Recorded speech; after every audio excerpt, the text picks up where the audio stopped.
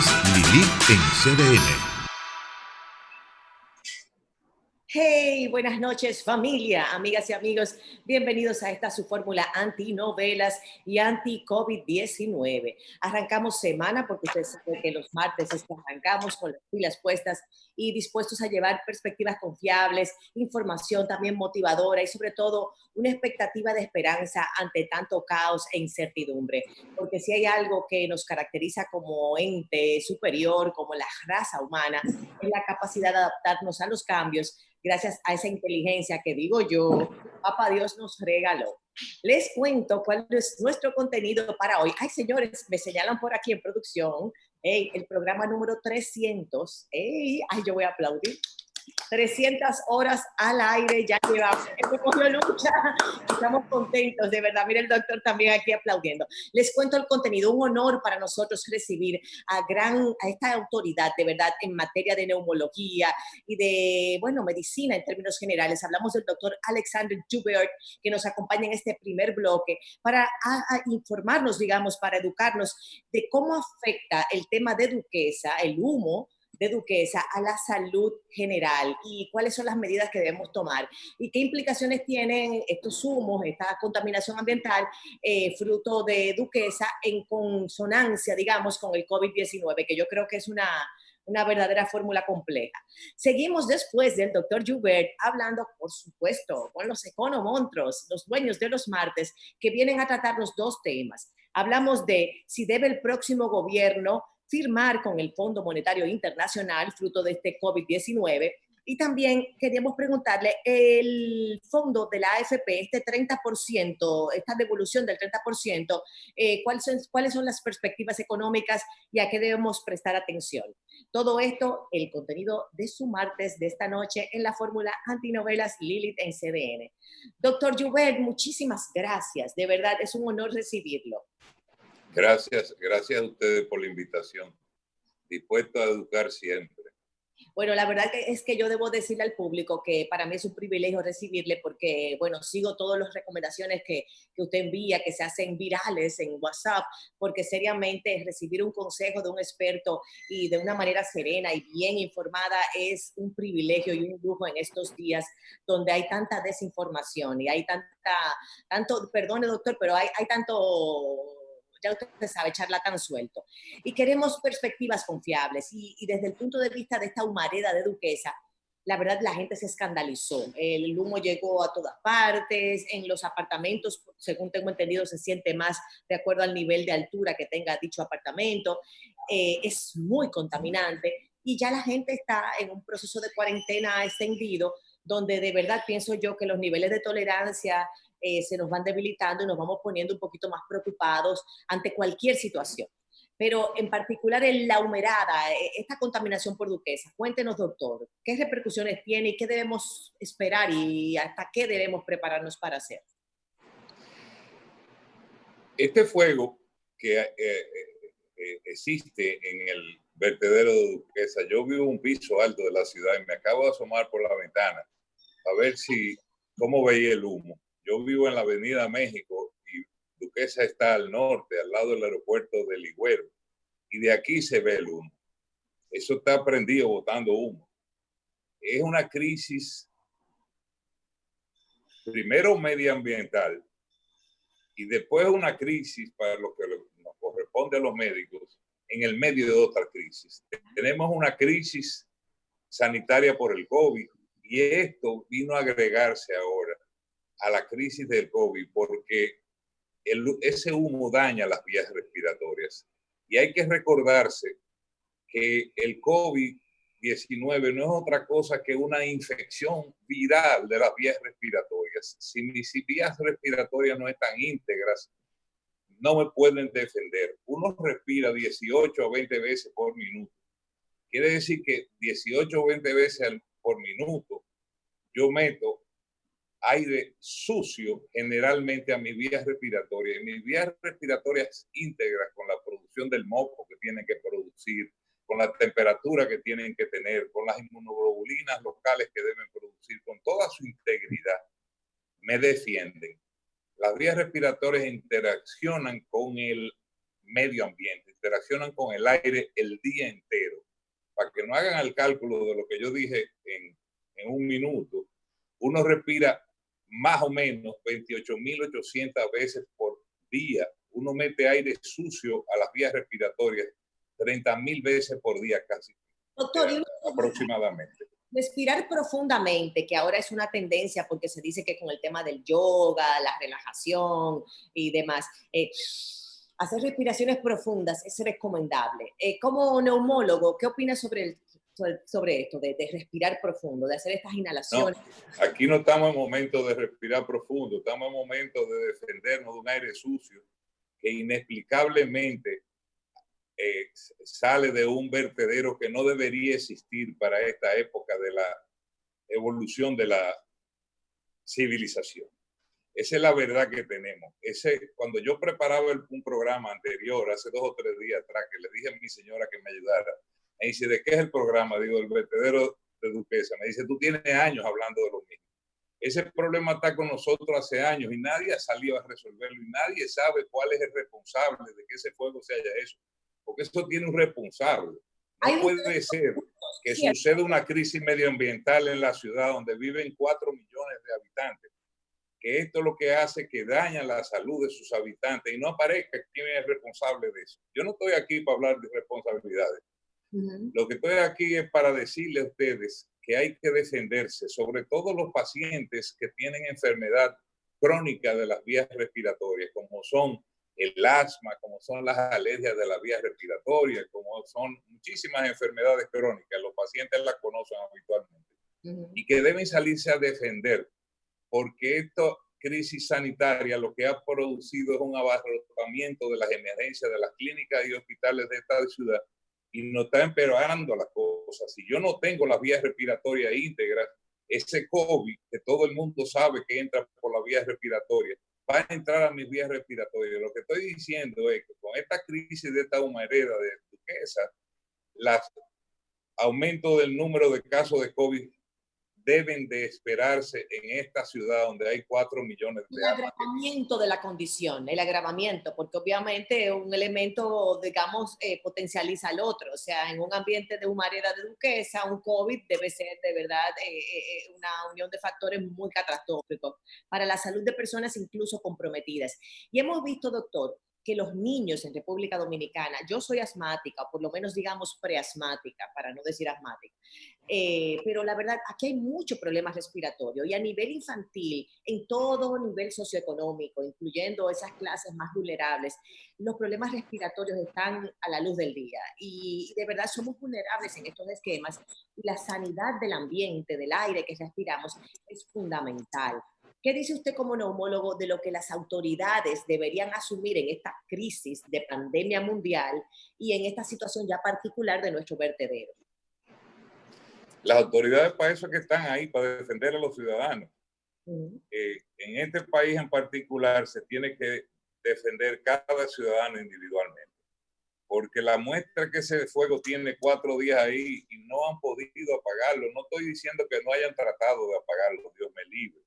Lo que estoy diciendo es que eso está tan mal organizado ahí adentro en ese vertedero, que el control de un fuego, que es una condición frecuente en los vertederos, no ha podido ser controlada. Cuando esa basura se echa ahí, que tiene los restos de la cáscara de plátano que uno comió en la casa, los restos de comida con los pedazos de carne que sobraron de la comida, que tiene metales, que tiene plástico, que tiene de todo, eso tiende a incendiarse porque la descomposición de la materia orgánica produce un gas que es el metano, y el metano no es otra cosa que un combustible, y si eso no está bien apilado, ahí ese metano se mantiene bien guardado debajo de la superficie de la basura de ese vertedero, y ese fuego se autoalimenta. Por eso es que el fuego está prendido todavía, porque él tiene con qué seguir viviendo. Es desde adentro, es como si fuera esa es la verdad. Es como un núcleo energético de todo este metano que desde adentro va poco a poco pulando hacia afuera, como si fuera una pus, doctor. Es una contaminación terrible, la pura verdad. Y sabrá Dios qué cantidad de elementos tiene ese humo que ponen a respirar a uno las autoridades que no fueron responsables para mantener eso como había que mantenerlo. Imagínese usted que el humo de la quema de un cigarrillo produce de 4.000 y pico a 7.000 y pico de componentes, según de los estudios de donde vengan los cigarrillos. Y eso es meramente tabaco y papel. Imagínense todo lo que se está quemando en ese vertedero, desde perros muertos hasta galones de plástico, cualquier cosa. Eso es insano lo que está pasando. Una bomba atómica, doctora. Perdón. Una bomba atómica, eso ahí. Una vez yo fui a un entierro en un pueblo del país con mi mamá, al entierro de un pariente, y la hierba del cementerio tenía 1,5 metros de altura. Y a mi mamá se le ocurrió decir, aquí no respetan a los muertos. Yo le dije, mami, en este país no se respeta a los vivos, mucho menos a los muertos. Y esto es una muestra de la falta de respeto que tienen la gente que nos gobierna. No estoy hablando de nadie, sino los que son responsables de eso. Es una falta de respeto, es una agresión a la salud de la ciudadanía de la ciudad de Santo Domingo. Y una agresión que viene acumulándose en el tiempo, doctor, porque el problema de Duquesa no es nuevo. Es una enfermedad, digamos, del propio sistema de distribución y de manejo de los desperdicios y de acumulación de los desperdicios malmente, que nos arropa desde hace tiempo y que ha sido sustento de mucha gente muy empobrecida y al mismo tiempo ha sido fuente de enriquecimiento de mucha corrupción, porque todavía hoy por hoy no se sabe quién es el dueño de Duquesa, quién se lucra de la operación, quién es el verdadero responsable. La pelota se tira entre si es la alcaldía, si es medio ambiente, si es aquí, si es allá, y cuando se diluye la responsabilidad, obviamente los problemas continúan, porque no aparece quien los encare y quien los resuelva. Así mismo es. Yo tengo muchos amigos ambientalistas, porque yo aparte de médico soy ambientalista.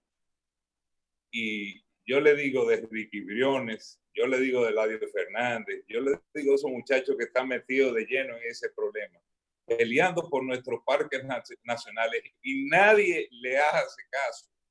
Décadas tienen en eso. Y ya somos muchos en este poquito de tierra, que es esta isla que tiene 48.000 kilómetros cuadrados, para que cada uno haga lo que le dé la gana. Esa es la verdad. Absolutamente. Y fíjese que con el tema del vertedero y la conciencia del medio ambiente y también del manejo de desperdicios, hay muchas, digamos, perspectivas encontradas, criterios antagónicos, porque lo primero es, doctor, que para uno lograr un buen manejo de los desperdicios hay que clasificarlos en casa. Y luego que se clasifican en casa en materia orgánica, plásticos o demás, luego de eso debe manejarse un sistema de distribución hacia X, Y o Y, Z, vertedero, que mantenga esa clasificación. Porque nada ganamos con clasificar en la casa si luego se va a revoltear todo en el camión, ¿cierto? Entonces ahí es un criterio de responsabilidad, porque quien recoge la basura es el ayuntamiento. Entonces luego, quien maneja los desperdicios en Duquesa, ¿quién es? Es la gran pregunta. El medio ambiente, ¿quién? O sea, se queda en un limbo, que por eso justamente las cosas se llegan a estos niveles de contaminación y de dificultad que a veces parece casi imposible resolver el problema. Así es. Y todo eso tiene un responsable. ¿Y quién es ese responsable, doctor, en su criterio? No sé, yo no sé de política, ni sé de manejo de desechos sanitarios, ni sé, pero eso es fácil de averiguar. Si se disponen a averiguar quién es responsable, se averigua. Esto es una agresión a la ciudadanía de la ciudad de Santo Domingo. Esto es una falta de respeto.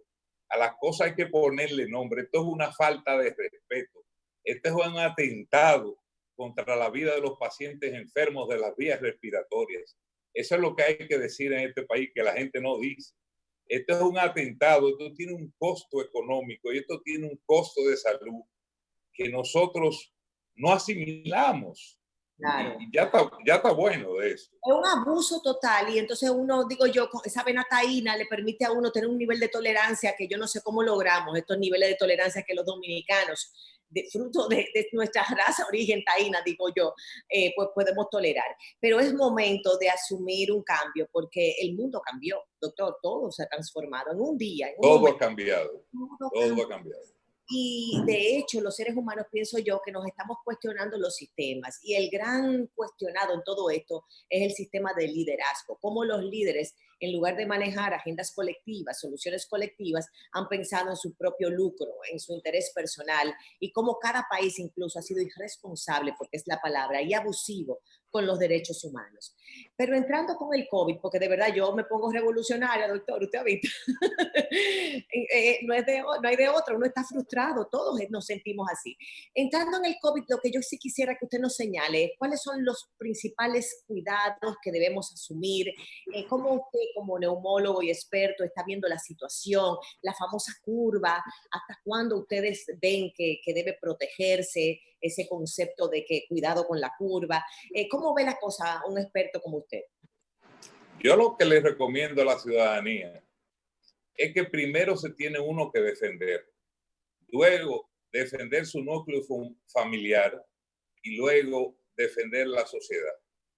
Si usted se monta en un avión y ve las instrucciones que dan cuando hacen el simulacro de un accidente y salen las cámaras de la máscara de oxígeno, le dicen claramente, póngale la máscara de oxígeno primero a su persona, a usted, y después póngasela al que está al lado de usted, porque si usted no está bien, no puede ayudar a su mamá, que es una viejita, o a un hijo suyo jovencito, si uno no está bien. Igual aquí hay que atenderse uno primero, después el núcleo familiar y después la sociedad. Si hacemos eso, caminamos bien. Hay que saber que para esta altura de la epidemia dominicana, parte de una pandemia, la gente ya se ha cansado de estar encerrado. Y no importa que usted salga allá afuera y haya tenido 5, 6, 7 semanas encerrado. Si usted sale allá afuera ahora en las condiciones que no hay que salir, se va a enfermar. Yo le digo a la gente siempre, para que me entienda, que para uno electrocutarse no hay que agarrar 200 alambres de corriente de 220, ni 100 alambres de corriente de 220. Con que yo agarre un alambre de corriente 220 con mis manos, es suficiente para yo electrocutarme. Más o menos eso es lo que pasa con las infecciones. Con un paciente, con una persona que me toque infectado con COVID, es suficiente para que yo me enferme. Y la gente se va cansando, pierde la voluntad por el encierro y comienza a hacer cosas que no hay que hacer. Hay que observar las normas que ha pasado el gobierno. Para eso son los gobiernos, para manejar mucha gente. Hay que observar esas normas, no violentarlas, y uno acomodarla, cada uno al el caso en particular que le toca, siempre respetando las normas. Le dicen a uno, por ejemplo, quédense en casa. Yo me puedo quedar en casa, pero si a mi casa viene la funda del supermercado con productos adentro, que vienen sucias del supermercado porque el que puso la leche en la góndola, el que puso las 10 libras de arroz en una funda plástico en la góndola, probablemente estaba infectado y le puso esa mano a esa mercancía. Después viene el muchacho que carga la compra y eso antes de llegar a la casa de uno ha pasado por 100 manos diferentes. Cuando usted vaya a entrar a algo en su casa, límpielo bien con los desinfectantes que conocemos todos, porque nos hemos hecho expertos en desinfectantes en esta epidemia. La medida, doctor, de cloro con agua, de 3 medidas de agua por 1 de cloro, para aquel que no pudo conseguir un desinfectante de marca, digamos, ¿funciona? Es fácil. Si yo quiero preparar agua de cloro, yo pongo 4 tapitas de la botellita de cloro por medio litro de agua. Bien. Y con eso roceo la compra afuera de mi casa, en el hall del apartamento o en la marquesina de mi casa, antes de que eso entre a mi casa. Dentro de la funda, doctor. Dentro de la funda. Y cuando ha pasado un tiempo prudente, vamos a decir 10 minutos, con esa funda, con esa solución de cloro encima, se agarra un paño y con el paño se riega esa solución homogéneamente sobre la superficie de la funda. Y después yo agarro la funda que tengo las manos sucias y viene mi hija o mi esposa y mete sus manos limpias adentro y saca los paquetes que hay adentro de la funda. Y a eso otra vez yo vuelvo y le paso un paño con cloro, le pongo lisol, de forma tal que yo proteja mi casa, yo individualizo mi casa del cuido, así como el vecino debe hacer lo mismo y todo el mundo debe hacer lo mismo. Voy a decir algo, doctor, de verdad, me preocupa muchísimo porque el protocolo histórico, digamos, del dominicano no lleva tantos cuidados de la sanidad. O sea, somos descuidados, como culturalmente hablando, somos muy confiados en el abrazo, el beso, el coger las cosas con la mano. No estábamos conscientes de verdad de los gérmenes, de las bacterias, de los virus. Estamos hablando de personas educadas que pudieran ir al supermercado y dedicar ese protocolo de tiempo largo a higienizar cada uno de estos productos. Pero usted sabe muy bien que el conglomerado de la población, de verdad, ese protocolo les resulta sumamente... ¿Sí o no? Esas normas se deben observar y respetarlas. Lo único que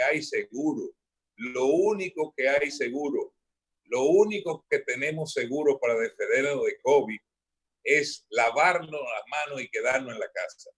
Y el distanciamiento social. Eso es lo único seguro que hay. Lo que yo he visto como médico durante esta pandemia ha sido una experiencia maravillosa y a la vez frustrante. De uno tener la esperanza en unas medicinas que uno le indica a un paciente que lo puedan ayudar y resulta que 2 o 3 semanas después aparecen los estudios que dicen que esa medicina no sirve para nada. Ya pasó con la hidroxicloroquina. La hidroxicloroquina la adoptó el gobierno francés, la Secretaría de Salud, el Ministerio de Salud francés, como una droga que junto con la acitromicina era la solución de este problema. Y varias semanas después publicaron claramente y dijeron, la hidroxicloroquina no sirve para nada.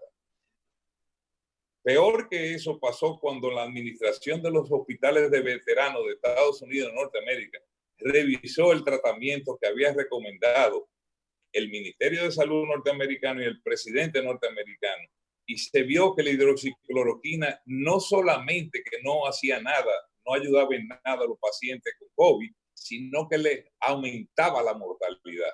Cualquiera no quiere aumentarse la mortalidad con una medicina que uno no sabe si trabaja y que ahora está claramente demostrado que no trabaja. Fake news, doctor. Hay mucho fake news, información falsa, sobre todo, por ejemplo, recientemente vi una noticia de que la nicotina ayudaba a de alguna manera evitar el virus.